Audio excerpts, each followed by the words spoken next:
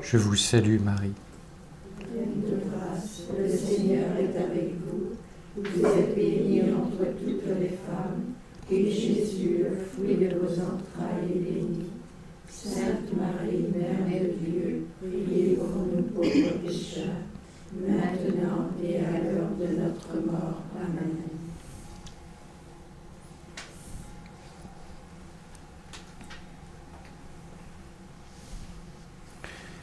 Se décider pour Dieu.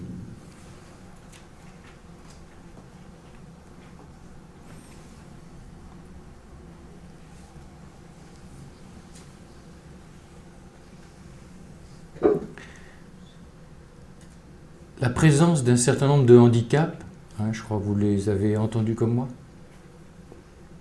chez Léonie, n'a pas empêché sa maman Zélie de croire à la transformation de sa fille.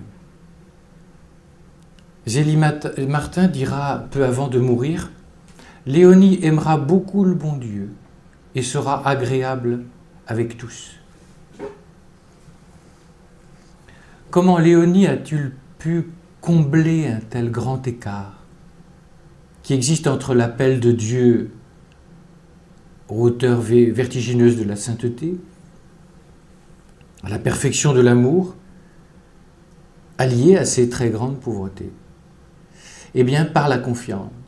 Rien que la confiance, vous reconnaissez des termes de Thérèse. Mais attention, c'est une confiance qui a comme colonne vertébrale une ferme volonté de se livrer à l'amour. Voilà pourquoi je vous ai proposé le titre « Se décider pour Dieu ». Je voudrais passer au cours de cet entretien, je voudrais passer au scanner cette détermination à faire confiance en Dieu. Cette réflexion évitera erreur, réduction à propos de la petite voix. Nous allons voir que la petite voix n'est absolument pas du laisser-aller.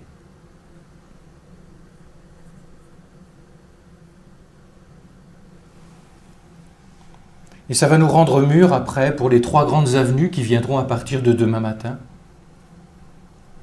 La confiance en l'esprit, la détermination à se livrer à l'esprit. Autre conférence, la détermination à faire confiance et à se laisser prendre par la divine providence. Et puis enfin la détermination à lâcher notre misère dans la miséricorde de Dieu. Pour l'instant, la détermination. Un premier point.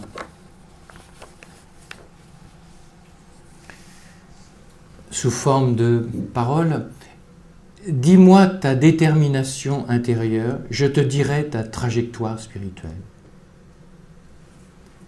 Dis-moi ta détermination intérieure, je te dirai ta trajectoire spirituelle.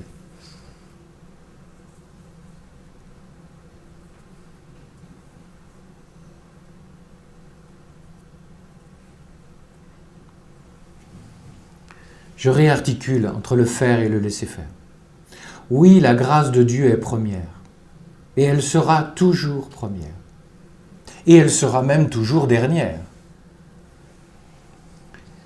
La réponse de l'âme, c'est-à-dire ma réponse, elle est seconde en regard de la grâce de Dieu. Mais elle n'est pas secondaire. Si vous voulez, la détermination fonctionne un peu comme un ressort. Voilà pourquoi je vous dis, dis-moi ta détermination, je te dirai ta trajectoire. Pensez à un arc. Je vous dis ça parce que mon frère, à un moment, faisait de la chasse à l'arc.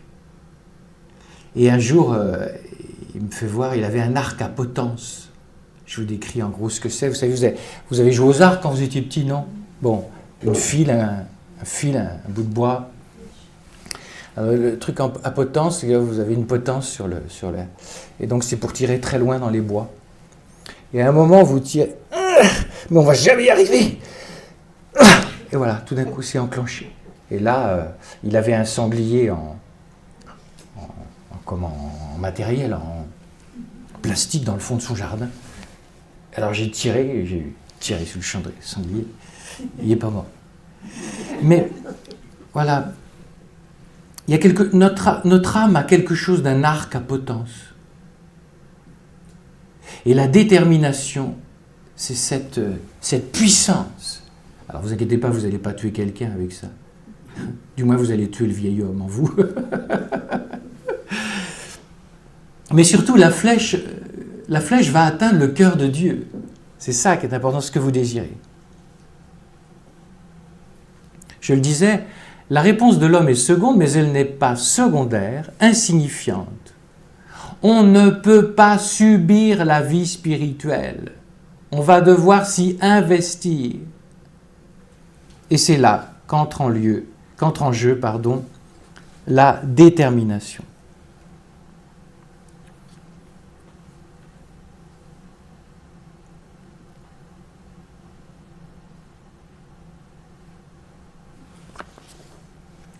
La tante visitandine que nous avons déjà évoquée, sœur Marie d'Osité, voit très clair dans le cœur de sa nièce. Je ne sais pas quelle était cette religieuse, mais elle avait vraiment une sagesse étonnante, pédagogie en plus. Vous allez voir comment dans son propos à cette visitandine, l'alliage entre la grâce de Dieu et la détermination de sa petite protégée, Léonie, est parfaitement articulé. Léonie, pour le peu de temps que je l'ai eue, m'a donné bon espoir pour l'avenir. Pourtant, c'est une enfant difficile à élever et dont l'enfance ne donnera aucun agrément. Réalisme de la tante. Mais je crois qu'ensuite, elle vaudra autant que ses sœurs. Vous voyez que ça valait peut-être la peine de venir à cette retraite.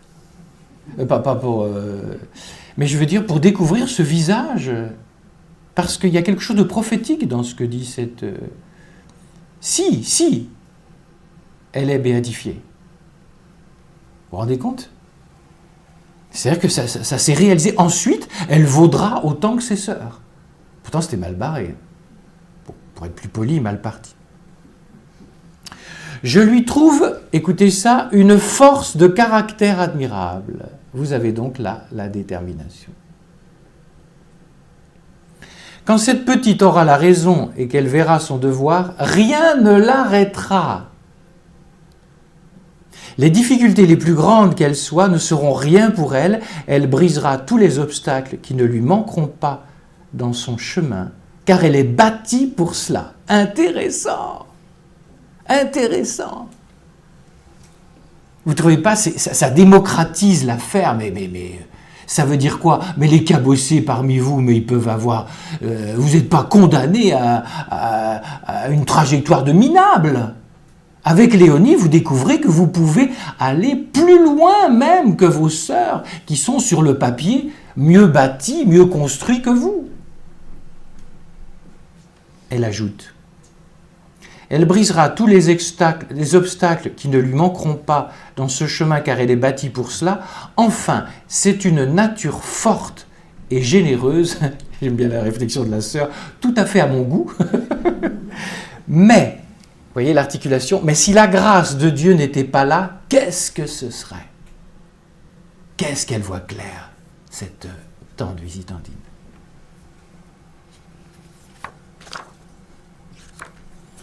Alors essayons de passer au scanner. Après qu'on ait passé au scanner les pesanteurs de Léonie, on va passer au scanner sa détermination. Deuxième grand point, l'étonnante détermination de Léonie.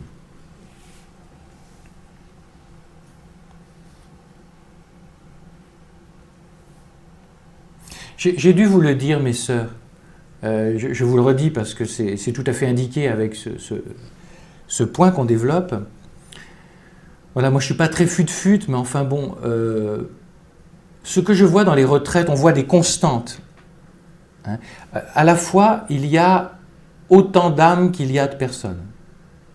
C'est que des œuvres originales que nous sommes. Certaines sont plus originales que d'autres, vous me direz. Mais nous sommes que des œuvres originales. Bien. Ceci dit, il y a des constantes. C'est-à-dire des choses qui sont propres à toutes les âmes. Et moi, ce que le bon Dieu me fait voir, parce que vous voyez bien, autre chose est d'être curé et autre chose de faire des retraites. Parce que là, vous avez... Les retraites, c'est une sorte de laboratoire. Vous n'êtes pas les cobayes, ne vous inquiétez pas. Mais c'est un laboratoire de la foi. L'expression n'est pas de moi, mais de Jean-Paul II, pour autre chose. Bien. Et donc, on voit en 8 jours, si le prédicateur apprend à se laisser prendre par Dieu, et si les retraitants apprennent à se laisser prendre par Dieu, on remarque ceci. Plus ça va, plus il y a une conviction donc, qui m'habite, c'est que moi, ce n'est pas les péchés des gens qui font difficulté. Ce n'est pas leur travers. Qu'est-ce qui est important de découvrir dans la personne? Pas ce qu'elle a pu faire de mal ou je ne sais pas quoi, de catastrophique. C'est quelle est sa faim. F-A-I-M, bien sûr. Quel est son désir? Quelle est sa soif?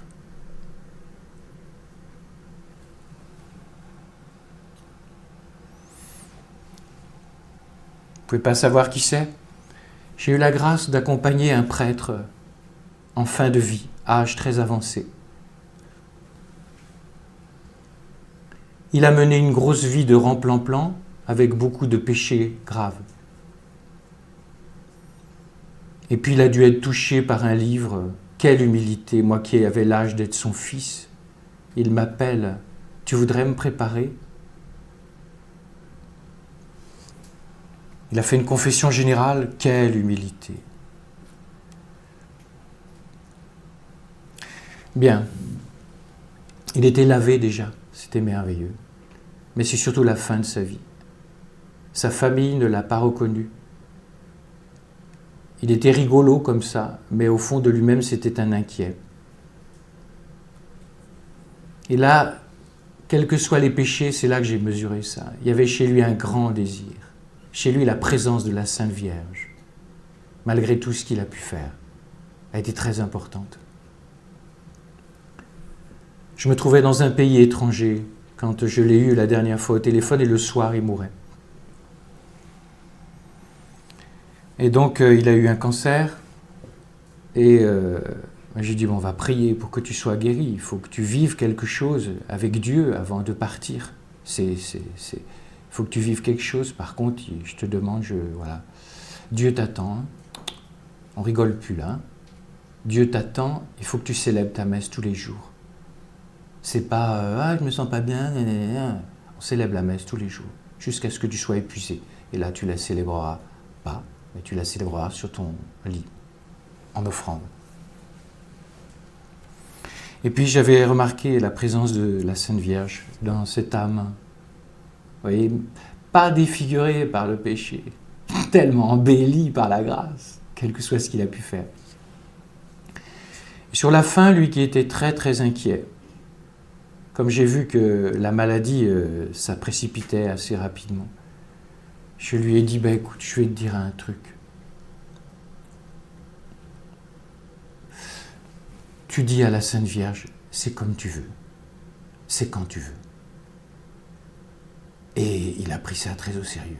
Et par hasard, j'ai revu sa famille après. Elle dit, on l'a trouvé mais métamorphosé. Et la dernière parole qu'il a dit à sa sœur, ça y est, j'ai dit oui. Vous ne trouvez pas ça? Voilà. Et il est parti comme un ange. Comme un ange. Même la psychologie peut être, et surtout peut être transformée.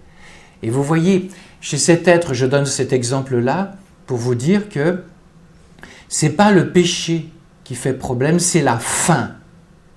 Quand Jésus vous regarde chacune, il regarde quoi? Est-ce que tu as faim de moi? Tes limites, il ne faut pas croire que Dieu il fait une fixation sur vos limites. Hein. Ce n'est pas vrai.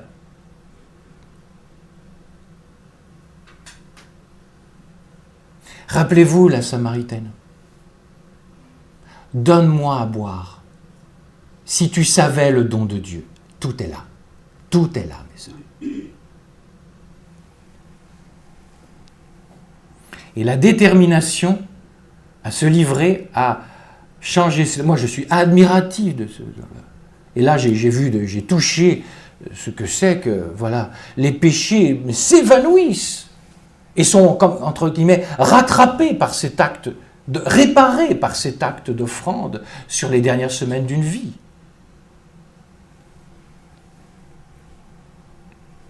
L'étonnante détermination de Léonie. Tout d'abord, volonté constante pour se convertir. Vous voyez bien que le mot important dans ce titre, c'est constante. Pourquoi ?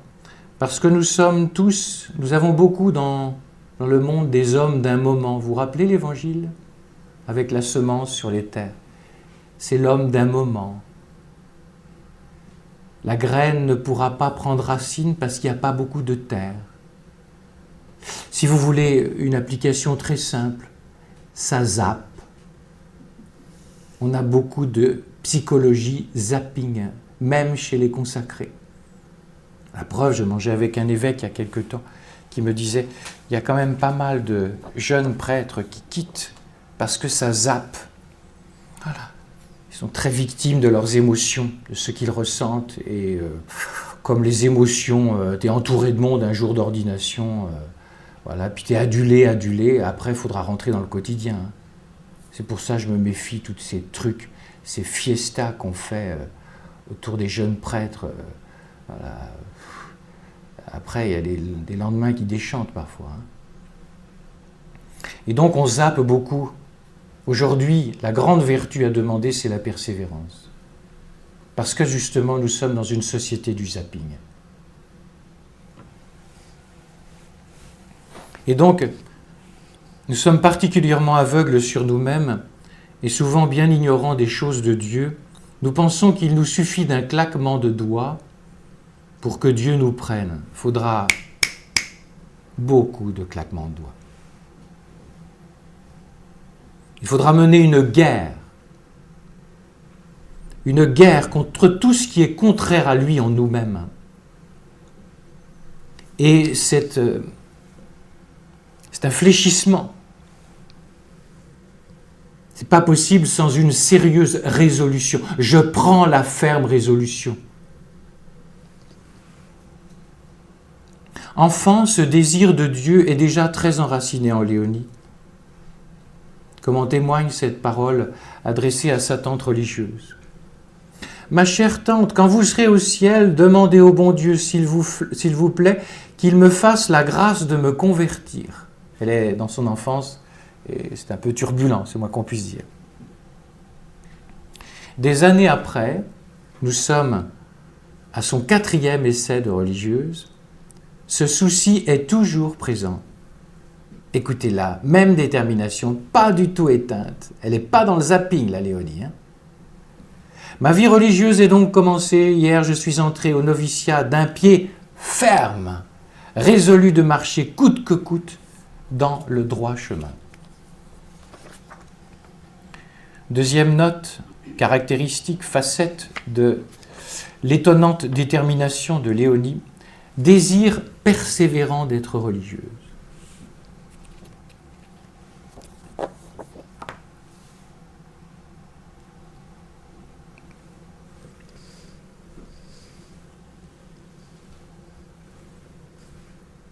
L'appel de Dieu est enraciné en elle dès son enfance, ainsi qu'elle le dit à sa tante Visitandine qui est sa confidente. « Ma chère tante, quand vous serez au ciel, demandez au bon Dieu qu'il me donne la vocation de devenir une vraie religieuse, car j'y pense tous les jours. Je vous en supplie, n'oubliez pas ma petite commission, car je suis sûr que le bon Dieu vous exaucera. » Il y a quelque temps, je retrouvais un ami prêtre qui doit avoir un neveu qui a des velléités pour entrer au séminaire. Il a vécu quelque temps avec lui pendant un temps de vacances. Il me dit je suis un peu choqué. Il dit qu'il a envie de rentrer au séminaire, mais je vois pas comment son désir se formalise à travers ses désirs de vivre des temps de prière, tout ça.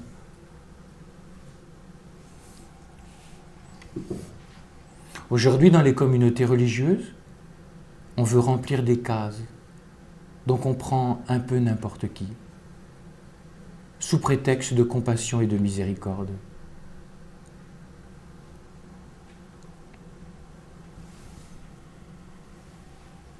C'est pas méchant ce que je dis.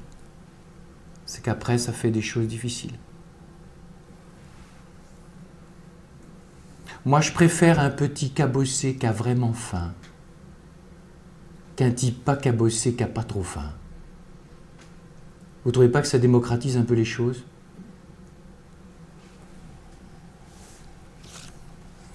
Moi, une tête bien faite, bourrée de diplômes, ça peut être intéressant pour un diocèse.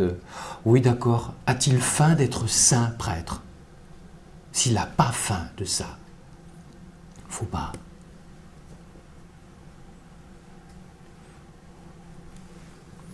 Est-ce que vous trouvez ça exagéré, mes sœurs?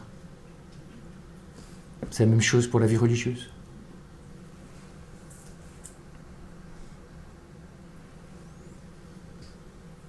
Au seuil de sa consécration définitive, elle confiera à Mère Marie de Gonzague, la supérieure du Carmel de Lisieux, « Quand dans le monde on me disait à satiété que je n'avais pas la vocation religieuse, cela me perçait le cœur. » Et il faut accueillir le fait de ne pas être compris. Ça fait partie de la purification.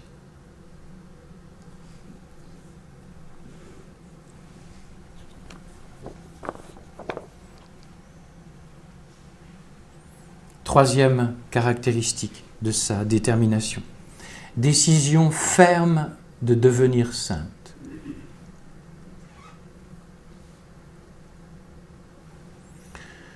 Pour prétendre à la sainteté, Léonie sait très bien qu'il ne suffit pas de le vouloir un peu seulement, il faut le vouloir à tout prix.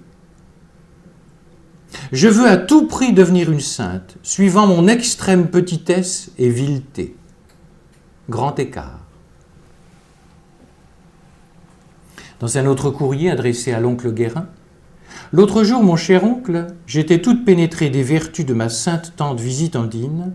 Je la sentais auprès de moi et je me disais, il faut coûte que je devienne sainte aussi. » Vous allez voir, elle a un langage qu'on pourrait dire très moderne, très jeune, pour l'époque, vous allez voir. « Je cherche à vous imiter mes petites sœurs, écrit-elle de sa visitation au Carmel, mais hélas, pauvre rien que je suis, je ne puis y arriver. Et pourtant, noblesse oblige, je suis de la famille des saints, il ne faut pas que je fasse tâche. » Étonnant aussi sa prophétie.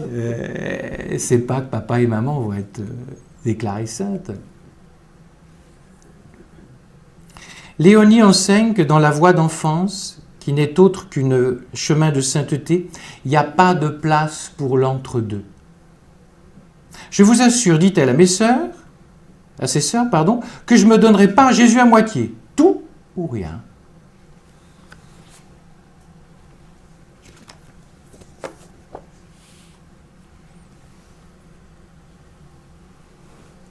Vous allez me dire, mon père, c'est beau Léonie, mais quand je me regarde dans la glace, c'est-à-dire quand je regarde en vis-à-vis ma détermination, j'ai un petit peu de peine. On pourrait se dire, ouais mais elle est tellement folle sa détermination, quand je vois la mienne, c'est un peu gloubi-boulga. C'est un peu mou. Eh bien, c'est pas grave. Pourquoi? Parce que Dieu est capable de booster une détermination. En fait, notre détermination, c'est à la fois la nôtre, mais c'est celle de Dieu. Moi, quand je vois les années récentes, je vois bien qu'il a boosté ma détermination. Et en fait, on ne fait que dire oui, on ne fait qu'acquiescer, si vous voulez. Et si vous êtes attentive à vos vies, vous verrez, ne vous inventez pas de programme. Dites-lui, je te veux. Je vous signale qu'il entend très bien. Je vous signale même qu'il entend avant même que vous prononciez les mots parce qu'il sait ce qu'il y a dans votre âme. Bien. Vous allez lui dire cela. Après, il faut être attentif, j'y reviendrai, au moindre détail de votre vie où se joue la détermination. Croyez pas que c'est dans des plans qui vont tomber comme dans le film de Cécile B2000, comme ça, de manière magique. Comment affermir notre décision pour Dieu? Troisième grande partie.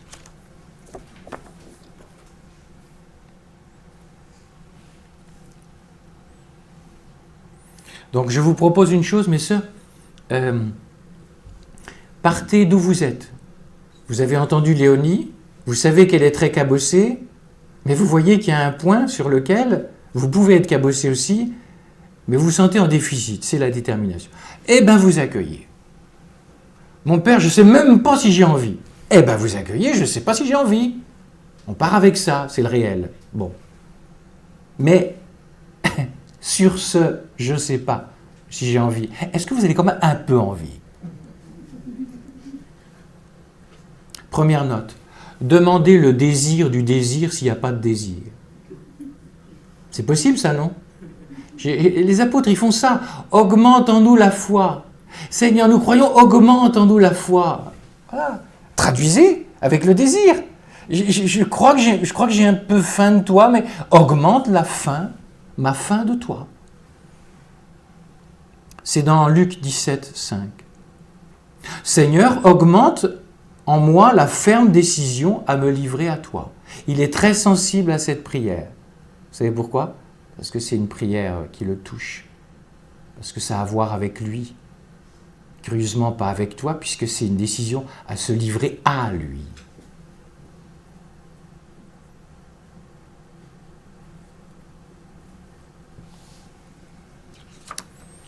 Et si vous sentez que vous n'avez pas le désir, donc je ne joue pas sur les mots, ben vous pouvez demander le désir du désir. Et si vous n'avez même pas ça, vous voyez où je veux en venir, vous demanderez le désir du désir du désir. C'est pas de moi. Hein. Psaume 10, 17.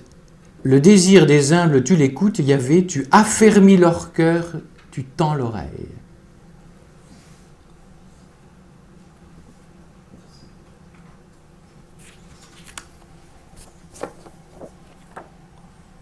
Vous voyez, ce prêtre prêt à mourir, où s'est manifesté dans son désir? Joël, viens me voir. Tu vas me donner le sacrement des malades. Tu vas me confesser. Déjà, là, il y a eu un gros désir. Et curieusement, il a, semble-t-il, obtenu une grâce, parce qu'il a vu que le prêtre qui le confessait ne le regardait pas de haut, avait plutôt le contraire de ce à quoi il s'attendait, c'est-à-dire de l'admiration. Il s'est senti aimé, accueilli, bien. Et là-dessus, ça... Voilà. Et puis, il a pu opérer une trajectoire de gérant en quelques semaines. Vous m'entendez, ça a duré que quelques semaines, car sa maladie a été assez rapide. Deuxième note. Fortifier notre volonté avec persévérance. Nous entretenons souvent une vision très romantique de la vie religieuse, de la vie spirituelle. Nous rêvons de grandes envolées. Malheureusement, le poussin ne vole pas très haut.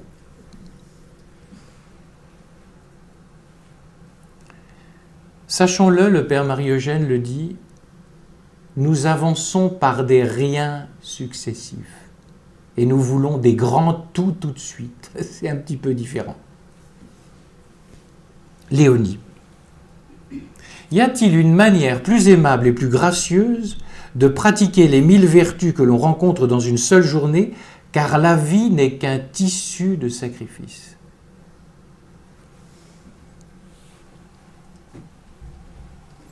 Comment vous booster? Voilà. Regardez bien vos vies. Alors je vous propose une chose, vous allez être attentif que jusqu'à ce soir. Et puis vous allez voir, vous allez avoir des petites choses qui vont vous contrarier. Vous allez peut-être avoir la chaleur qui vous tombe dessus, et tout d'un coup, à l'oraison, tout à l'heure, essayez de ne pas faire trop de bruit. Non, mais hors de blague. Bon, voilà, pauvre raison, etc. Vous voyez, les riens du quotidien. Je ne sais pas, ce soir, il va y avoir un plat que vous aimez moins que d'habitude. Des riens, quoi, des riens. Et au lieu de fonctionner comme avant, vous allez fonctionner autrement. Vous allez dire « je veux ce que ma sensibilité ne veut pas ».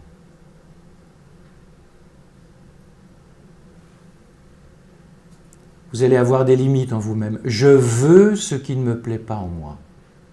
Parce que tu le veux, Jésus.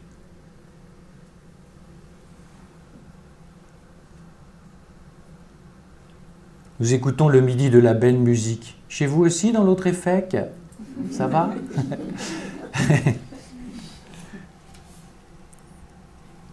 Vous croyez que c'est ces gens qui nous mettent la belle musique, là? Vous avez le don, d'ailleurs, pour choisir les belles musiques. C'est très reposant. Continuez comme ça.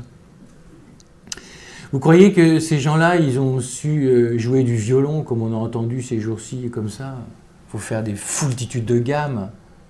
Celle qui joue du piano parmi vous, là, vous croyez que ça s'est fait comme ça du jour au lendemain, quoi. Pour déplier la décision, la détermination, il faut des foultitudes de petits trucs. Il faut des foultitudes de petits coups de marteau pour faire la statue.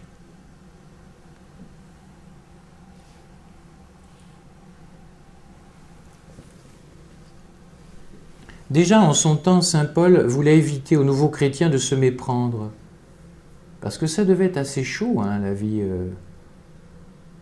la vie spirituelle dans les premières communautés. Hein. Ça devait être assez extraordinaire. Hein. En plus, les charismes ne manquaient pas.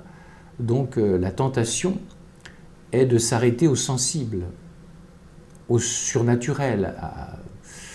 Voilà. Nous nous glorifions encore des tribulations, dit saint Paul, sachant bien que la tribulation produit la constance une vertu éprouvée, la vertu éprouvée l'espérance, et l'espérance ne déçoit point. Je le dis, je le redis, je le redirai. Je ne suis pas, doloriste. Voilà. Vous voulez grandir, ce sont tout ce qui ira pas dans votre sens, c'est de l'or. Pour grandir, c'est de l'or. Pour booster ta détermination, c'est de l'or et ça t'est servi sur un plateau. Voilà pourquoi je vous ai dit jusqu'à ce soir. Soyez attentifs. Tiens, oh là, il y a un petit truc. Ah oui, je sens bien, je suis agacé. Ah oui, parce que souvent on ne voit pas qu'on est bloqué. On ne voit pas, parce qu'on a tellement fonctionné comme ça, qu'on ne voit même pas ce sur quoi on bloque. On ne voit même pas qu'on bloque. Et dès que tu bloques, ça bloque qui? Dieu. Son envahissement, sa transformation. Léonie s'inscrit dans cette droite ligne de saint Paul. Elle écrit « Depuis quelque temps, je suis poursuivi de la pensée de notre sainte tante Visitandine. Je suis pénétré du souvenir de sa fervente vie religieuse.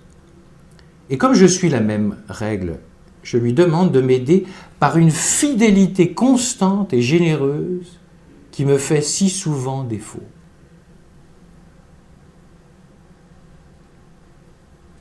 Je vous signale que les supérieurs ne s'y sont pas trompés.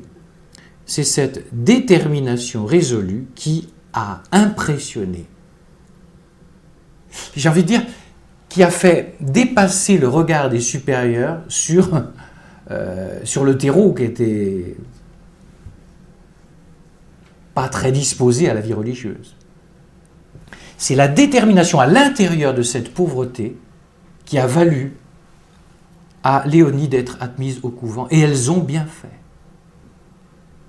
La nouvelle supérieure lui dira, pour sa 3e tentative à Caen, « Votre persévérance à désirer embrasser la vie religieuse et l'amour que vous avez gardé pour notre sainte vocation nous font espérer, ma chère sœur, que vous atteindrez heureusement le terme de vos espérances. Il faut beaucoup de temps pour fortifier la volonté. Mais vous voyez, comme je vous ai dit à travers l'exemple de ce prêtre, parfois il suffit d'un déclic, un déclic.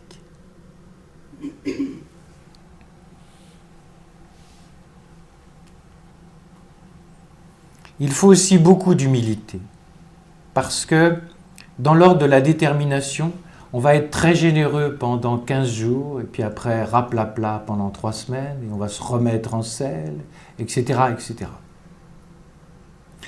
Avec beaucoup de sagesse, l'oncle Guérin dit à Léonie à l'occasion de ses vœux définitifs: « Bien des vents contraires ont entravé ton voyage, parce que Dieu a voulu te mûrir. » Et chez elle, c'était synonyme de mourir à elle-même. Mûrir, mourir. Te mûrir et te rendre digne du grand honneur que tu sollicitais, tu dois sans doute ce résultat aux grâces dont Dieu t'a comblé pour récompenser ta persévérance. Humilité, parce qu'on réussit et on rate pas mal. L'humilité de se remettre en selle, mes sœurs, sans arrêt, sans arrêt, sans arrêt. Je ne sais plus si j'ai vu ça, je me demande si ce n'est pas chez Léonie, ça va peut-être venir tout à l'heure. La vie chrétienne, c'est sans arrêt commencer, recommencer, recommencer.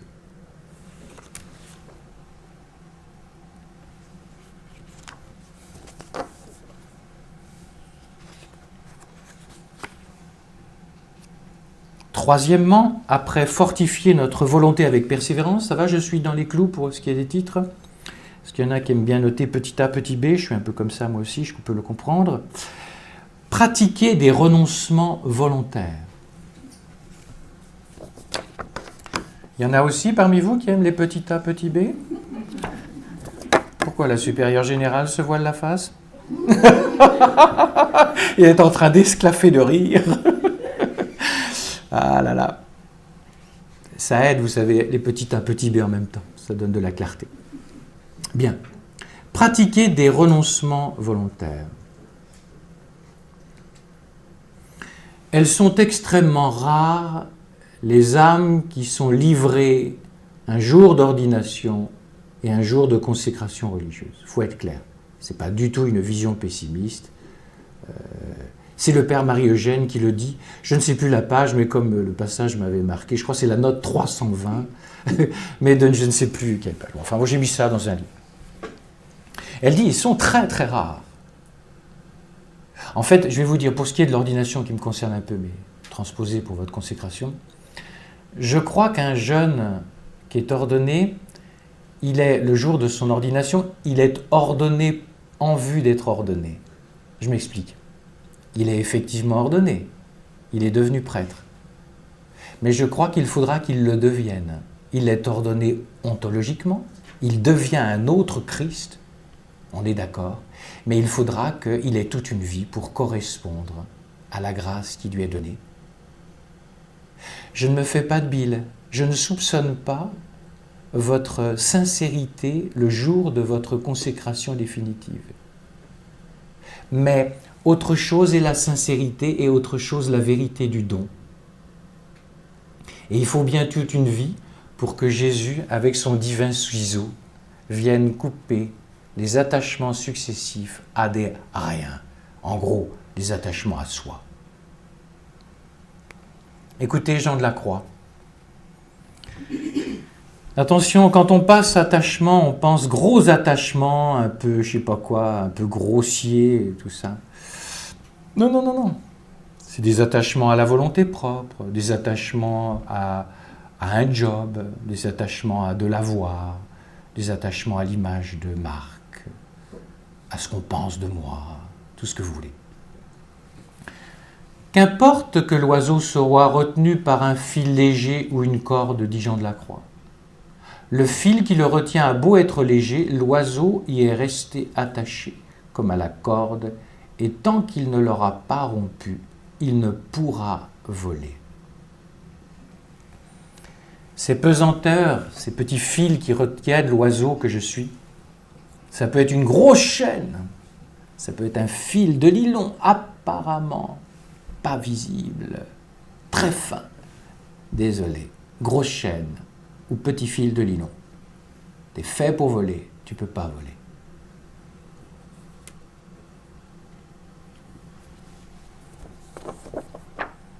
Un autre point aussi qui m'apparaît maintenant clair dans les retraites, et je comprends pourquoi il m'a fait écrire un livre là-dessus.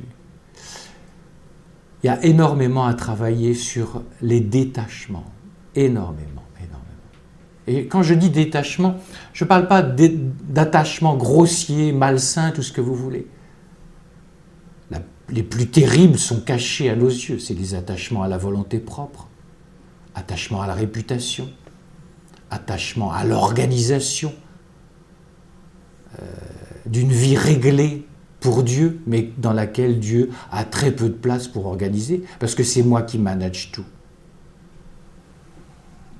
etc., etc.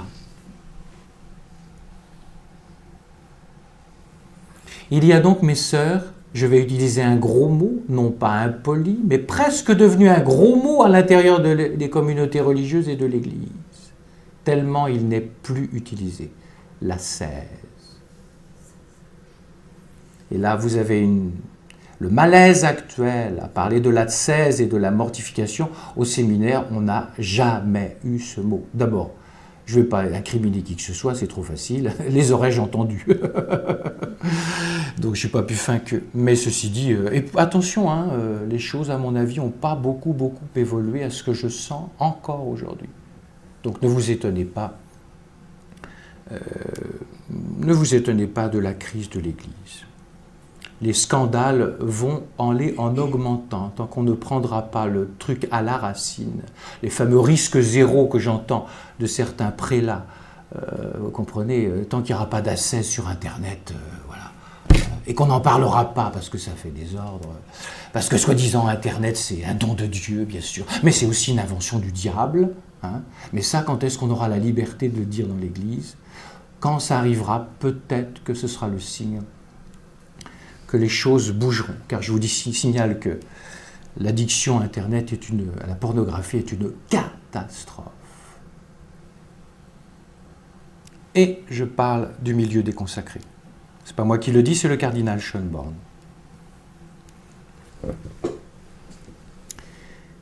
À propos de la mortification, justement, celles qui ont 96 ans, on ne va pas vous demander de faire des veilles, des jeûnes, des machins, enfin bon, ouais. Et puis, tout le monde n'a pas la même santé. Je vais vous dire la première ascèse d'abord. C'est d'accueillir ce que je suis. C'est la grosse ascèse. Accueillir ce que je suis. Mes limites. J'arrête pas d'en parler. Mais là-dessus, il y a une autre ascèse.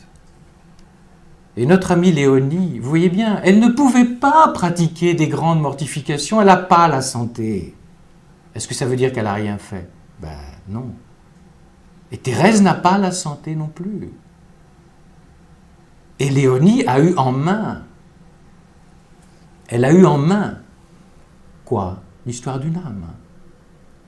Et dans l'histoire d'une âme, il est raconté ceci, de la jeune Thérèse qui a 15 ans. Qui va entrer au Carmel à 15 ans et demi, si j'ai bonne mémoire. Écoutez Thérèse. Et là, Léonie a pris gros d'instructions. Je compris, donc c'est Thérèse, leçon donnée à Léonie par Thérèse. Je compris le prix du temps qui m'était offert et je résolus de me livrer plus que jamais à une vie sérieuse et mortifiée. Donc le temps qui lui est donné avant d'entrer au Carmel. Lorsque je dis mortifié, ce n'est pas afin de faire croire que je faisais des pénitences, hélas, je n'en ai jamais fait aucune, bien loin de ressembler aux belles âmes qui dès leur enfance pratiquaient toute espèce de mortification, je ne sentais pour elles aucun attrait. Sans doute cela venait de ma lâcheté, car j'aurais pu, comme Céline, trouver 1000 petites inventions pour me faire souffrir. Au lieu de cela, je me suis laissé toujours dorloter dans du coton et empâter comme un petit oiseau qui n'a pas besoin de faire pénitence. Mais, il y a des points de suspension, elle pratique à 15 ans des mortifications cachées. Mes mortifications consistaient à briser ma volonté, toujours prête à s'imposer, à retenir une parole de réplique, à rendre de petits services sans les faire valoir, à ne point m'appuyer le dos quand j'étais assise. Mes sœurs, s'il vous plaît, asseyez-vous, vous êtes en retraite. Ce fut par la pratique de ces riens que je me préparais à devenir la fiancée de Jésus. J'ai amené une biographie de Saint Philippe Néri pour cette semaine, mais comme les sœurs me mangent tellement, bon, vous inquiétez pas, je me laisse joyeusement manger. Bon, donc j'ai pas beaucoup le temps de le lire, mais je suis tombé hier, je pense, je me suis pas fait trop mal, mais je suis tombé sur une parole. Voilà. Bon, voilà, Philippe Néri présenté comme le saint complètement relax, qui vit dans l'esprit, la liberté, enfin vous voyez. Il dit, il ne peut pas y avoir de sainteté sans mortification. Ça serait bien qu'on présente un vrai Philippe Néri.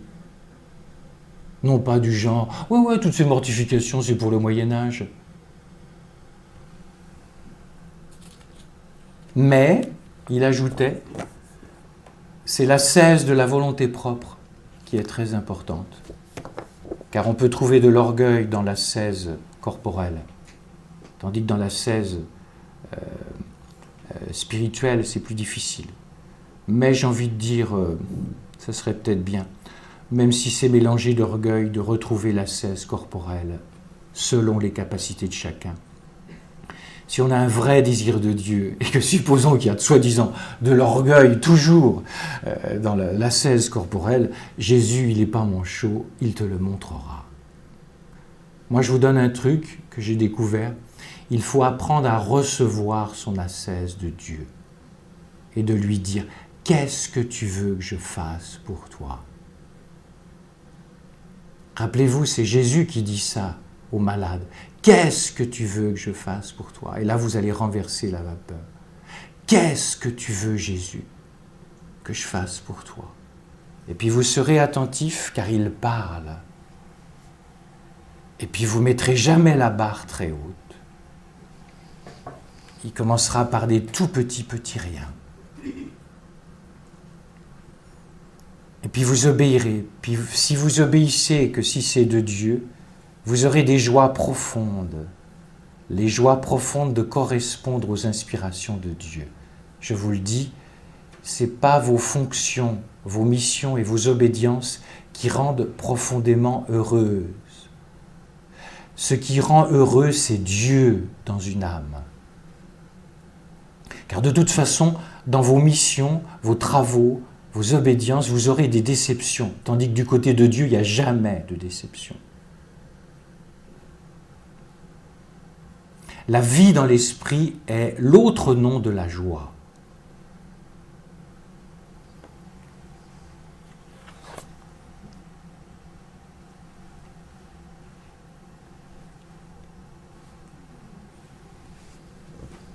Léonie a très vite compris la leçon de vie du renoncement, qui ne détourne absolument pas du véritable amour, au contraire, ça le dilate. Voici les pratiques ascétiques de Léonie. Sortie de retraite, novembre 1920.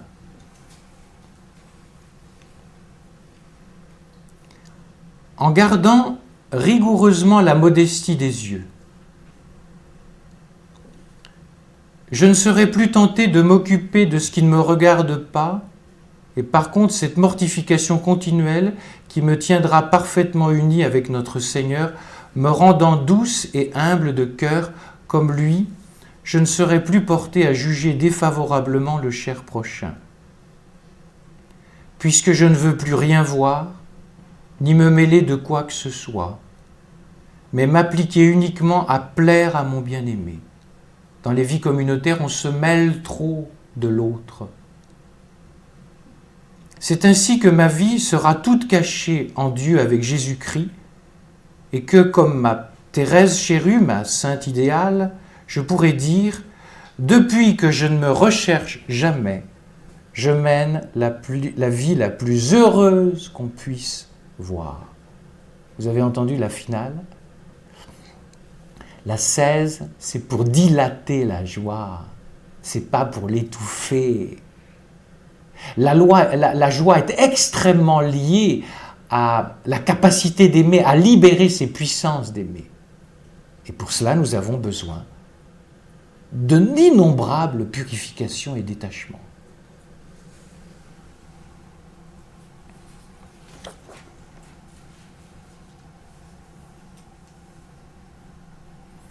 Alors je voudrais terminer juste par... Vous savez, elle est petite, donc petite résolution. Je vous ai dit qu'elle était tout le temps en retard. Parce qu'elle s'attache au bout d'un moment. La cloche a sonné, j'ai peut-être encore 5 minutes pour faire. Non, ça vous arrive jamais ça. Alors écoutez ce qu'elle dit. Et elle l'a adopté. Comme résolution de retraite, cette année, je n'en ai pris que celle-ci. Fidélité ponctuelle au premier coup de cloche. Car il n'y a rien qui mate autant la nature que cela. Il me semble pour moi, c'est un martyre à coups d'épingle. Mais en revanche, c'est autant de fleurs que je sème sous les pieds de Jésus enfant, ou homme fait, gravissant le calvaire. Et cela me donne du courage, même quand je n'en ai pas.